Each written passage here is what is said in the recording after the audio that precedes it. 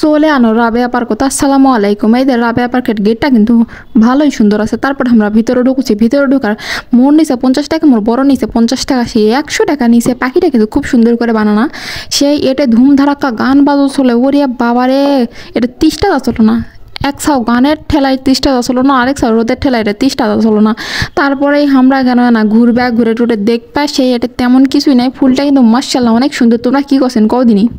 তোমরা কিন্তু অবশ্যই কমেন্ট করো মানে মোর এই ইনকা কথার ভিডিওগুলো তোমার কেঙ্কা লাগছে। আগেকার ভিডিওগুলো ভালো লাগছে না, ইনকা কথার ভিডিওগুলো ভালো লাগছে। আমি কিন্তু আরও আগে এলা কথার ভিডিও করছিল। মোর শ্বশুর কিন্তু সেই মেলায় পছন্দ করছিল মোর এই ভিডিওগুলা।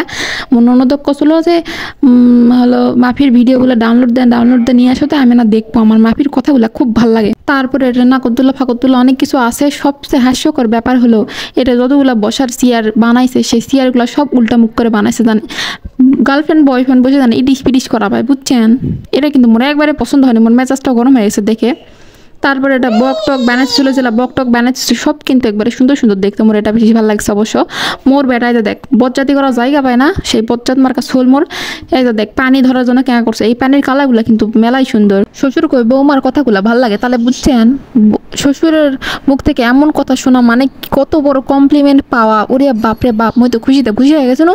সেই মাঝখানে তুমি আর এনার্জি আসলো না, আমার কোনো রকম ভিডিও করার কিছু করারই কোনো এনার্জি আসলো না। তাই একটা ভিডিও সব কিছু করা বাদ দিয়ে দিছো না, আবার নতুন করে শুরু করছো। তোমরা সবাই মনে পাশে থাকবেন কিন্তু। সুন্দর সুন্দর জায়গা ঘুরমো ফিরমো তোমার ভিডিও তুমি এই নৌকা চললে কিন্তু খালি সিটলে ছাড়া আর কিছুই হয় না। বারে এই জন্য মই ভয়টা চলো না।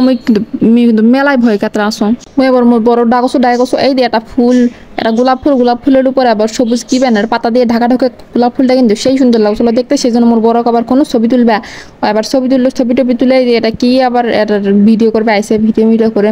এটা কিন্তু মোর ছিল দুশোর বাসা না, মোর চললে না, দেখে আনলে না, ভয় পাই। এই যে এই জায়গাটা যদি ভাই মোক এনে চোরবা দিল মুই যে কতই লাফালাফি করনু হনি, মোক কিন্তু লাফালাফি সেই করবো মনে হয় চলো। কিন্তু এত রোদ আসলো ভাইরে ভাই, পুরো ফাটানাটা রোদ। এই সোলটার ছবি তোলা দেখে পুরো হাসতে মোর পেট ফাটো চলো, জানিস না তো। তারপরে এই যে কি এলে মূর্তি ফুর্তি বানাইছি যে একেবারে নতুন সব। এই পার্কটা নতুন করছে, এই জন্য সব কিছু নতুন। এই সোলটা যেটা সেটা যায় খালি পোস্ট মারে ছবি তুলছে, আর আমরা ওর পিছনে ঘুরে আর আসি।